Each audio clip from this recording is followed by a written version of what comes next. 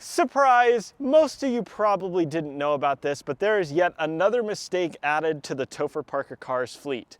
Meet my new to me E39 Touring. This one in specific is a model year 2000 BMW 528i Touring automatic, finished in glacier green over sandy beige interior. Yes, I said green. This thing is technically green, even though in the pictures for the listing where I originally bought it from, it looks silver, and in certain qualities of light, it also looks silver. But if you squint, a little bit of green comes out. Honestly, I didn't think that it was green. I thought it was blue until I checked the label underneath the hood. And let me now confess to something. I have actually had this car for quite a few months now, but there have been a couple reasons why I haven't shown it to you as of yet. Reason number one is the fact that it has been putting me, and specifically my wallet, through lots and lots of pain the past couple months since I bought it. More details to come further on into the video. But it's safe to say that I think my luck with buying unreliable cars and then having it just work out and having small issues that I thought were larger issues, I think my luck when it comes to that has kind of run out with this one, unfortunately. And also the fact that I haven't really been focusing much on my own cars lately, but because this is TopherParkerCars Fleet Month, the month of November, at least that's what I'm planning on putting this video up right now as I film this, it's, I think, a good opportunity to start off this month by revealing my latest purchase. And now some of you might be excited, some of you might be annoyed that it's just another BMW. The whole idea of me avoiding automotive biases has sort of gone out the window, but that's okay. And some of you, meaning members of my family and specifically my parents, might be angry at me, so I apologize. But you might be less angry at me when you find out what the purchase price of this E39 Touring was. And for that, I have to go in detail on how I came to own this big green pile of beauty. Before we get started on that, let me first apologize for how dirty this car is right now. I was planning on doing this video today and then it decided to rain and I just got back from a 2-hour round trip drive in this thing, so it's rather dirty. I apologize about that. Am I going to do anything about it right now?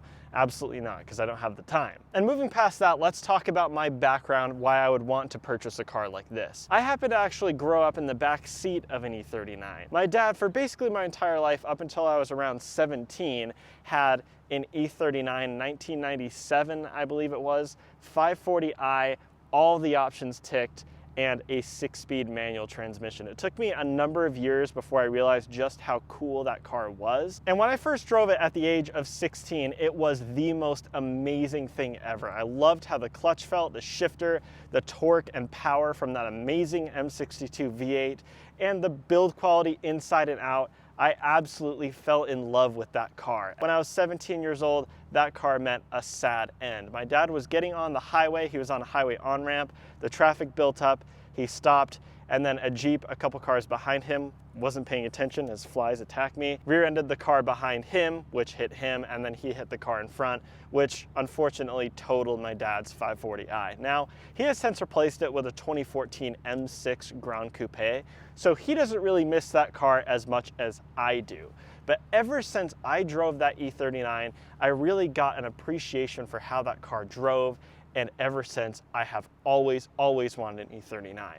And there's also the fact that I just love wagons. I love BMW wagons specifically. Those two things came together and I decided years and years ago that one day I would have to have an E39 wagon of my own. If anybody knows me, you'll know that I would have preferred a manual transmission, which did exist in the United States of America, but they only made around about 670 units of the E39 wagon with the manual transmission in America. And basically every single E39 wagon is silver with a gray interior, and I absolutely hate that color combination more than anything in the world because it is just so dull and boring. So my requirements were, for an E39 anyway, if I got a sedan, it would have to be a manual. If I got an automatic, it would have to be a touring, and avoid silver on gray at all costs. And here we go. This is basically silver, but it has a beautiful sandy beige interior, which we're going to look at in just a second. And now let me tell you how I came to own this E39 wagon here. As I already said, the E39 Touring was always an attainable dream car for me for many years, and I knew someday I would want to have one. in a decent color combination. Not amazing, not great, not silver on gray, decent. So this car definitely fit the bill. And it was pretty cheap as well. It was listed on KSL Classifieds, which is a local classifieds here in Utah. It's how I found my E46 3 Series, my E21 3 Series, and that red pile of trash that's sitting over there rotting, my Freelander. And one day I was at work and two of my coworkers, Cooper and Steven, if you guys are watching, hi, you know what's about to happen. They noticed the listing and they sent it to me telling me, hey, this would be a really cool car. I think you should buy it. To which I replied, hell no, I have too many cars. I really don't need to be putting my head in a financial bear trap that is yet another old BMW. And through the use of bullying and peer pressure, they got the most of my weak willpower and convinced me to send the seller of this car a message. And then the next day, I went with one of my good friends, River, who also owns an E39, a 1998 528i manual. He came with me to look over this car, and this is really bad, to be honest. I showed up at the guy's house, and the moment I laid eyes on the car, I thought to myself, I am not letting anybody else have this. It's mine. Hello, gorgeous. So River and I then embarked on what we thought was a pretty thorough tour of looking over the entire car and then taking it for a very thorough test drive. I actually didn't even test drive it myself, my friend River did. And we took it for a test drive, thought it was good, thought it needed a couple things, came back and then ultimately talked the seller of this car down to a price of $2,000 even. And then I took ownership of this beautiful E39. Beautiful is a subjective word anyway. And a side note, this car came with an extra set of wheels, M parallel wheels as well, which are quite valuable and look really good. But they didn't look good enough to me to keep, so I decided to try to make some money back and sell the M parallel wheels, which I did for $700, meaning all in to this car, the purchase price was $1,300, which I think is a pretty good deal for any E39, let alone an E39 Touring in a nice color combination such as this. So at that moment, I was feeling rather proud of myself. And then $2,500 thereabouts in repairs and parts later, I'm not so proud of myself, but I definitely don't regret it because this car is still an absolute dream to drive, and it has definitely fulfilled every expectation that I've had. It's just unfortunate that I have been less than lucky when it comes to mechanical work needed on this car. So with that being said, let's finally embark on a quick review type tour of my new 2000 528i Touring. We start our tour of this E39 Touring with the Touring part. Around the back, you can tell this is an E39 station wagon. The 5 Series wagon is still something that is sold to this day, but ever since the 2010 model year, it hasn't been sold in the United States, which honestly makes sense due to the fact that people in America have bad taste and don't buy wagons, they just buy SUVs instead. So the BMW X5 has enjoyed all of that sales success. Here's the argument for a wagon in my opinion. One, I think it looks better, except in the E39's case, I honestly think I might prefer the look of the sedan, but I have never been able to make my mind up on that, so it might change at any given moment. But in most cases, the wagon, I believe, looks better than the sedan. And there's also the obvious fact that you get more practicality, a lot more for the same basic driving experience of a car, meaning you get the best of both worlds. But people still think, yeah, I want an SUV, I need tall ground clearance, I need a good driving position. Anyway, let's talk about practicality now. My favorite feature about BMW wagons of old is the fact that it's not just a one-piece tailgate back here. If you're walking up to the back of your E39 wagon and you have just a couple small shopping bags that you want to throw in the back, you don't have to open the entire tailgate because there's a secret button that is underneath this wiper right here. This wiper that, as you can tell, works very well indeed, the way I can just move it around. There's a secret button right here. You press the button and, as you can see, the rear glass opens up separately from the tailgate, and it doesn't really hold itself up in this case, so I'm gonna just try my best here. I have pretty easy access for smaller items to just chuck in back here, but if you need to really load up the back of this thing, then you can use the entire tailgate As you can see, you open the tailgate and you reveal a massive, huge, gargantuan cargo area, which is definitely a lot larger than what you could have gotten from the E39 sedan of the day. I know because I grew up in one. And that's really it back here. Unlike this car's main competitor, the Mercedes E320 wagon of the day,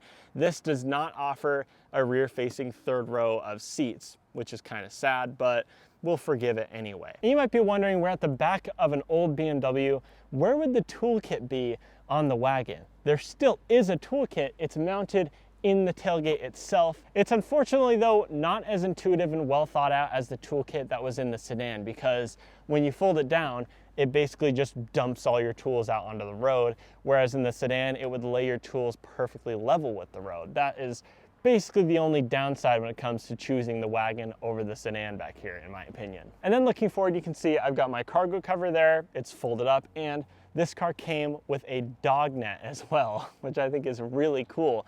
And one thing that I particularly like about this dog net and this whole cargo cover situation back here is that if you fold down the rear seats, you can actually reposition this dog net to be just behind the front seats, and the net actually will extend all the way up to the ceiling, and what you basically have is a rudimentary cargo van back here. Can't do that with the E39 sedan, anybody who owns one, so checkmate. And now that we're done talking about the cargo area back here, there is one more feature. This tailgate is actually, I only just found out recently, soft close. So all you have to do is just latch it and it'll close itself for you. Now, it's worth noting that German cars have gotten bigger over the years. So when I sit myself back here with this driver's seat in my driving position and me being 6'3", I obviously don't have as much room as I remember when I was a little kid in the back of one of these.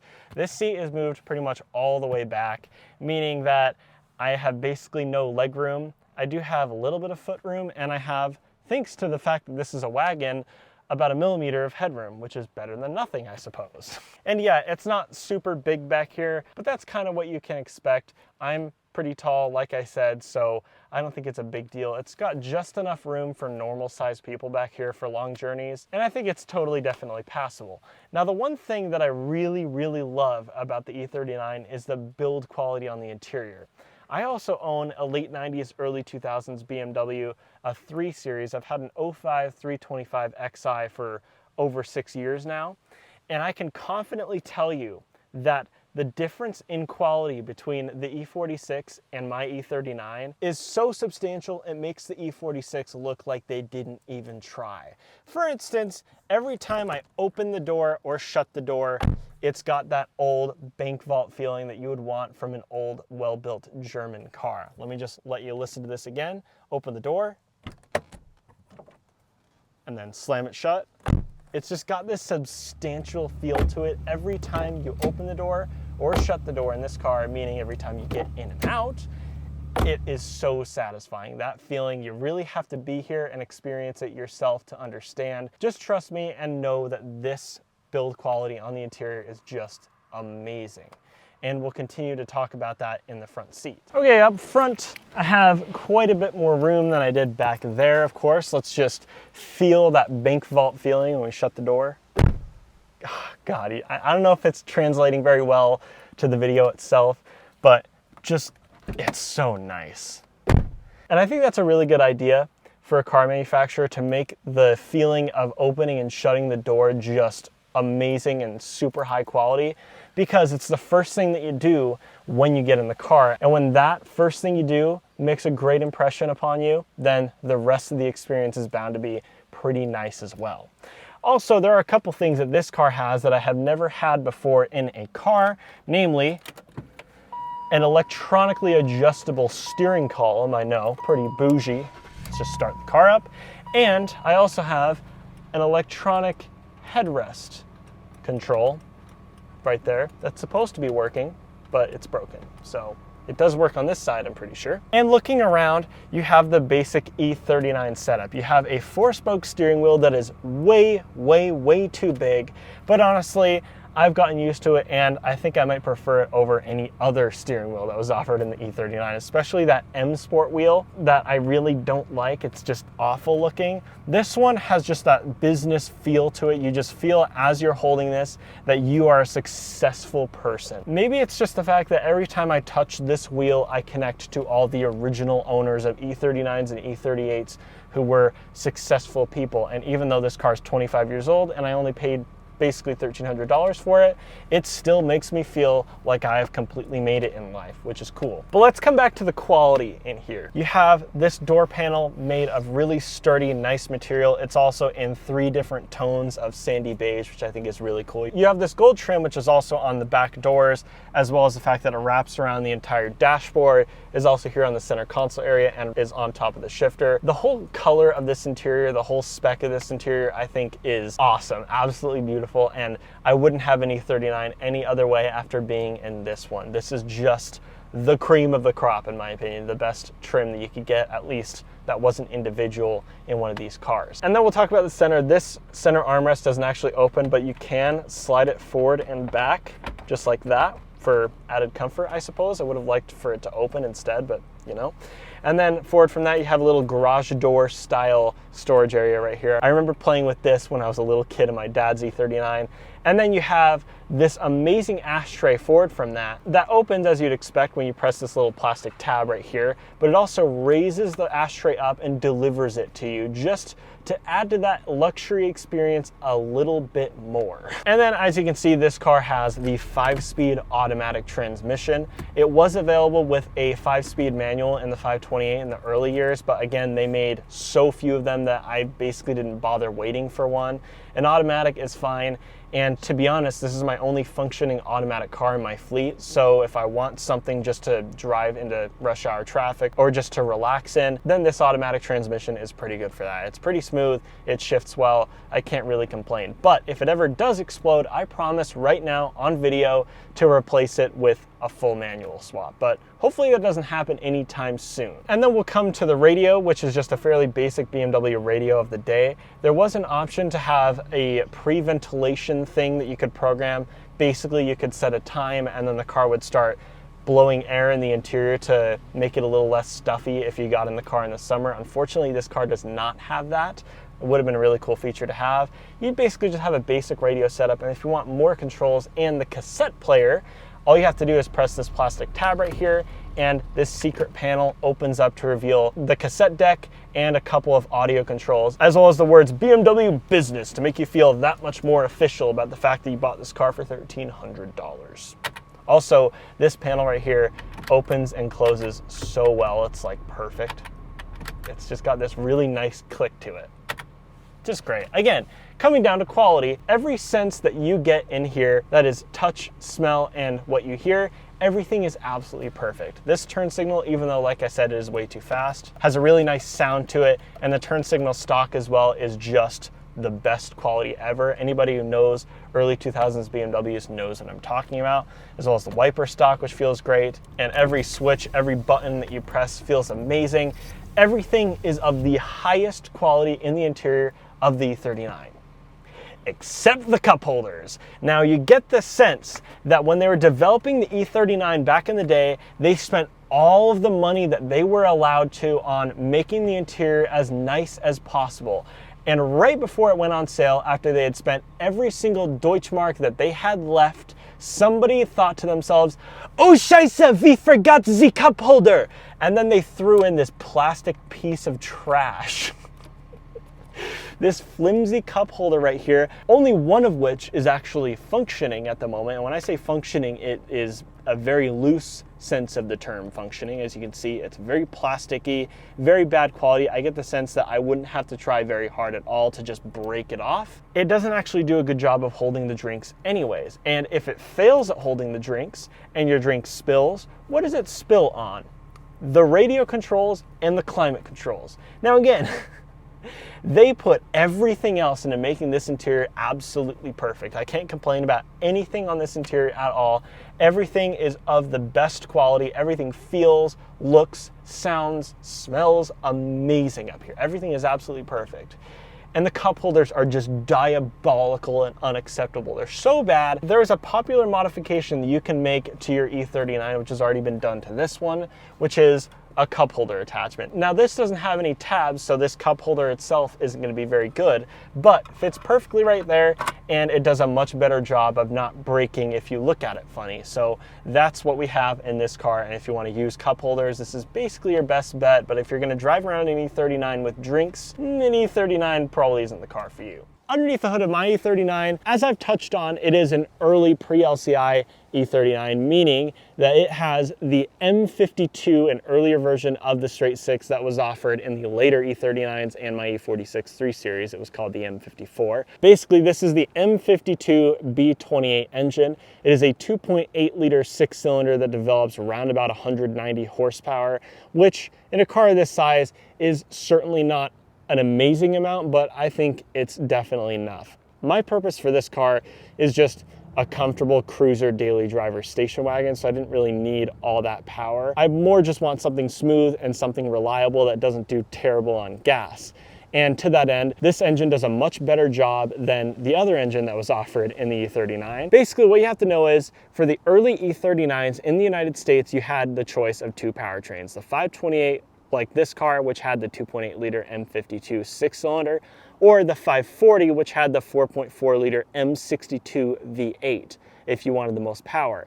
Now you could get the V8 with the wagon, but they're especially rare, as you would expect, and they were all automatic transmissions in the wagon. You could get an M62 V8 with a manual, but only in the sedan, basically. So that's basically it when it comes to the engine. There's not that much to talk about. It is just an engine up here. Old BMW six cylinder, which should be pretty reliable, and out of everything on this car that's broken, that engine is really the only thing that hasn't let me down yet. Even though it's leaking oil from every possible location it can, but this car is still pretty decently drivable, so let's see what it's like. Okay, let's take my new E39, well, I've had it for a few months now, my bad on that one, out for a drive, gingerly. For me, this is just going to be an extra daily driver that provides more comfort and more usability, particularly at high speeds. One of my biggest complaints with my E46 3 Series is the fact that it's only a 5-speed manual, and driving around in that car all day at 75 miles per hour, pulling 3,500 RPM, even though it was likely designed to be just fine and happy doing that, I'm not really happy doing that. That's the thing. It's annoying driving that car on the highway the entire time. It's just going. Rrr. This car, the gearing is a little bit more relaxed, so that at 75 on the highway, it's doing like 2,500 RPM. So it feels a little bit more relaxed at highway speeds, not just due to the engine revs, but basically everything about this car. When it comes to high speed cruising, that's where this E39 Touring really shines. Over 70 miles per hour, this thing is just a dream. It floats around like a cloud. It's super comfortable. It feels super relaxed. And to add to that, these seats that I'm sitting on are fantastically comfortable seats. I think they're just the normal standard seats, not even the comfort seats. What I'm basically saying is the whole point of this car for me is just something that I can waft around in absolute comfort, something that's built well, something that looks cool, that's a bit more interesting than everything else you see driving around. And I guess just fulfilling a long-held desire that I've had to own my own E39 Touring. And I have to say, when it comes to the driving experience, now that I've spent well over what I originally paid for the car in repairs alone, I think it matches everything that I want out of a daily driver. Like I said, I want something more comfortable. I want something usable in every single situation, which is what the BMW 5 Series has always excelled at to this day, and something interesting, something that I don't see very often. And up until the moment I actually bought this car, I basically never saw E39 wagons ever. Now that I have this one, I'm seeing them like every other day. It's pretty funny. I'm gonna give it a little bit here.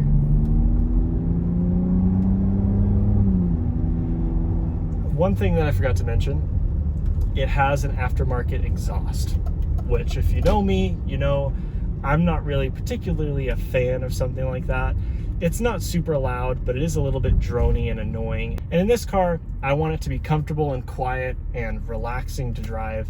A drony, loud exhaust in that sense, like I said, it's not terrible. I think it would work better in my E46, where it's a little bit more important that that car is fun to drive. And this, it just doesn't make sense. Like, why have a loud exhaust in a green on beige E39 station wagon? I don't think it really makes sense, but it's there. Once I've dealt with the 8,000 other things that this car still needs to be done, and it's pretty much perfect, that will be the last thing that I have done. And I think once this car is fully sorted and that exhaust is gone and repaired to the point where it's quiet and smooth like it was intended to be from the factory, this thing is going to be an excellent daily driver. I already drove it, I think, about 2 hours round trip from Murray up to Ogden and then back to Murray.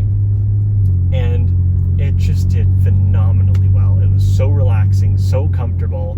On highway speeds, it's relaxed, it's really steady, but I get the sense that I could push it through some canyon turns and have a little bit of fun with it as well. And that's what the 5 Series has always excelled at to this day. Even if you drive a brand new 5 Series or i5, it still has those same qualities. It's relaxed, it's comfortable, it's well built, but it's still pretty decently fun to drive. And that's how the 5 Series has always distinguished itself from things like the Audi A6 and the Mercedes E-Class. Audi A6 right there, main competitor, is that it's always just had an unbeatable combination of driving experience and driving comfort. And when you add the practicality of an E39 wagon, that massive cargo area back there, complete with a 2-piece tailgate and that dog net, cargo net that can be moved around to make it either a good car to throw your dog in the back of or a rudimentary E39 cargo van, I think this car just is useful for pretty much any situation. It is only rear-wheel drive, which in the winter might be a problem. They didn't make an all-wheel drive version for whatever reason of this generation. I think it was to not steal sales from the X5 that was just coming out, but it's just awesome. This car has really put me through it since I bought it just a few months ago, but man, especially after driving it for 2 hours today, it was just sublime. And it's met every single expectation that I've had, and I'm super, super excited for this ownership experience of this car. I've always wanted one of these, so I'm very excited to have it in my fleet. But I have too many cars, so at some point we're gonna have to figure out what to do on that front. So with that, I'm gonna end that video there. Hope everyone liked my new E39. I know a few people might not, my parents, sorry. But yeah, thanks everybody for watching. Like, subscribe, do all the normal YouTube stuff, and I'll see you guys in the next one. Bye-bye.